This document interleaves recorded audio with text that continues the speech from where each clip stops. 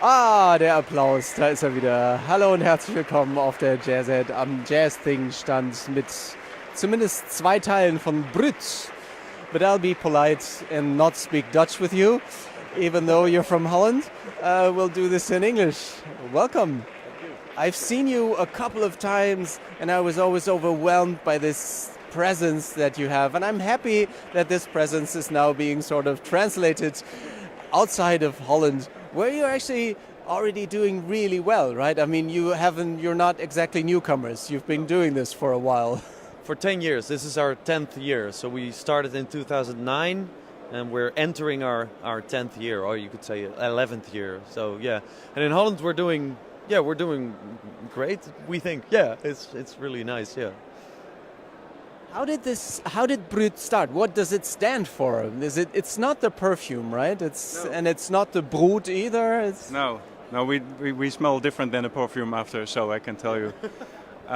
It's very energetic, and it started all off when we were still, some of us were still students, and it was more like a coincidence because we were a group of friends and we were asked to play a gig where we thought it going to be like a kind of a background gig, but actually it was a festival on a very big stage. So, and the day before we realized that we have to do something else than just playing jazz.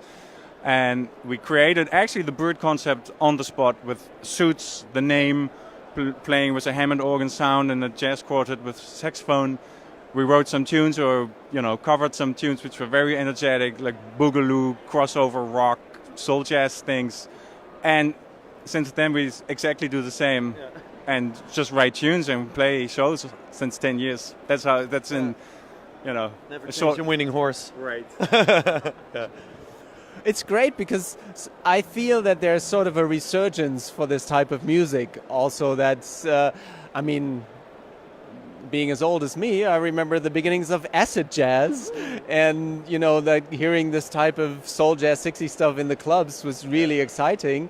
And then all of a sudden drum and bass came, and all the acid jazz fans were drum and bass fans all of a sudden and didn't want to have anything to do. And then it came up again a little bit, and I think there's another resurgence right now where lots of young kids who don't have these prejudices, who just listen to the music and think, wow, this is great stuff to dance to. I have a 21-year-old guy in our office who's like constantly going on like, are you gonna get me a Bruut vinyl? And so you can see coming back. Yeah, it's all coming back. Yeah, and as Felix pointed out, the reason that we make this music in first hand was because we wanted to make people dance. So of course we have our jazz background, so we make like if you analyze the music, it's sometimes a little complex, but we never we never lose the audience out of our side. It's always about the audience, and I think it's true that there is like young people are looking for vinyl and they're looking for like jazz music. They're listening to Miles Davis and we're like, wow, And then we try to bring that our background and this music also to pop stages to make there's not such a big difference.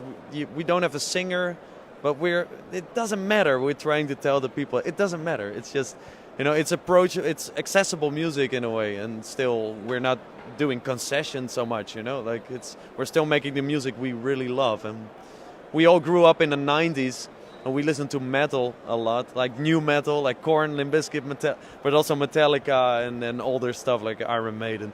All this stuff is in our music as well. It's like one big melting pot of genres, actually. Yeah. Which jazz really always has been, It's sort of lost sight of that for a little while. But if you look at stuff from the 50s or 60s, there were elements of everything in there, and they didn't care. Jerry Mulligan did this great album that I love called If You Can't Beat 'Em, Join 'Em, where he recorded country songs. And he jazzed up country songs. He was like, I don't care. It's a nice melody. I'll just, I'll take it for me. I'm not going to leave it to them. So all those standards from the American songbook, they all originated from musicals. Right. And were really popular music. It was like the top 40 music from that time. So yeah, exactly. Still it makes sense. Yeah. Absolutely. Great melodies. Great melodies. Yeah. I just had someone here, a piano player, who got compositional advice from Brett Mailder, who said, "Don't compose, sing." If you sing it before you play it and while you play it, and if you can't sing it, you know. And another thing he said was play 50% of what you hear. Yeah. Oh, that's a good one. That's a good That's advice. a great Yeah. one. Yeah. I wish We know. I wish everybody would do that. I think our music got, in a way, got simpler. I think we, in this 10-year journey, Yeah. we're still yeah. decimating all our notes. I think when we're 80, we play one note each concert. It's Yeah. gonna be. That would be a great analysis from the 5 albums, like how Exactly. many notes we play on Yeah. each album. It just goes like this. Yeah. Yeah. Yeah. Yeah, you get wise when you get older, right? Your old age, I know. Farts. Well, playing to young farts, which is good. And not only farts, but fartesses as well. So, I mean, I must say that your music is also very accessible to women, which are there more and more in this music. Yeah. Okay, if you say so. I think one of the great things about this music is that everybody can like it. Not everybody has to like it, and you don't have to come with this approach like, you know, if you can't appreciate jazz, you're not listening to anything. No, if you like music, check this out. You might like it, you know? What we hear a lot after a show, especially when we're not playing on a particular jazz stage, people come to us after the show and they say like, okay, normally I don't like jazz. They kind of establish that for themselves that they don't like jazz. But this was really nice, you know? Yeah. So, yeah, but this is just as much jazz as, you know... It's the best compliment they can give you. It's the best, and we hear it a lot. So for us, that's always like okay, mission accomplished. You know, and hopefully then they're gonna check out some Miles Davis or other bands that we really dig, or we're like a gateway to, like we sugarcoat A gateway drug. Yeah. Yeah. Sugarcoating of jazz. Yeah, we're sugarcoating. Coming from Holland, this is the hashish of jazz. If you want to advance to harder drugs, it's a good gateway. Great.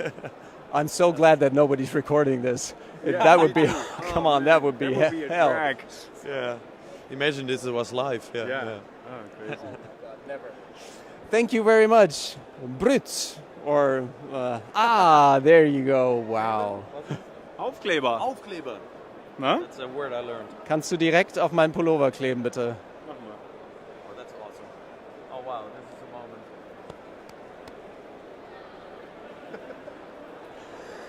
Nice. Thanks.